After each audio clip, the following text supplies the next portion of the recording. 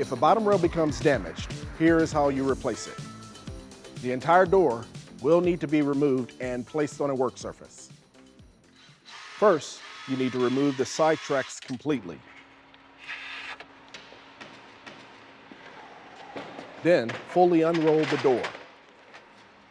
Next, you need to lock the operator of the door by putting a 16-penny nail in the end block. You might have to adjust the operator slightly by twisting it so that the two holes align. At the top of the curtain, the T-clips need to be removed.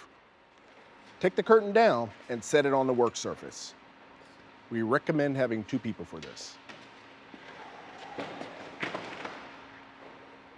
To replace the bottom rail, you'll need a 3/8" nut setter and a number 1 square drive bit.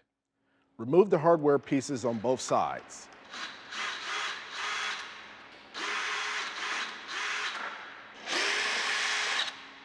And I'll do the same on the other side.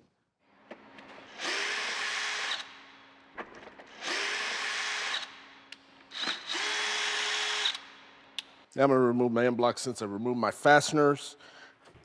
If it's caked on there, might have to wiggle it off.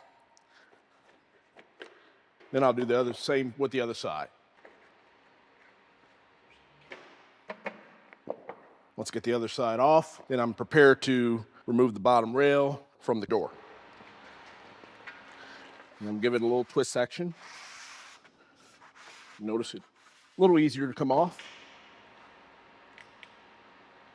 Now we're ready to replace the bottom rail onto the curtain.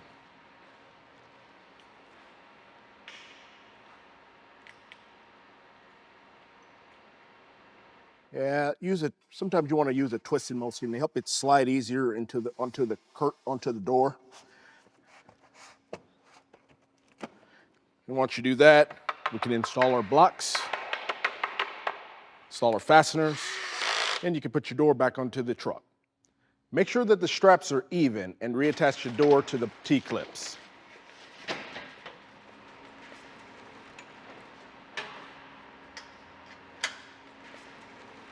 Ensure that the door is positioned over the rollers. Next, remove the 16-penny nail and allow the door to roll up slowly. Last, reinstall the tracks on both sides and check for smooth operation. It's just that simple.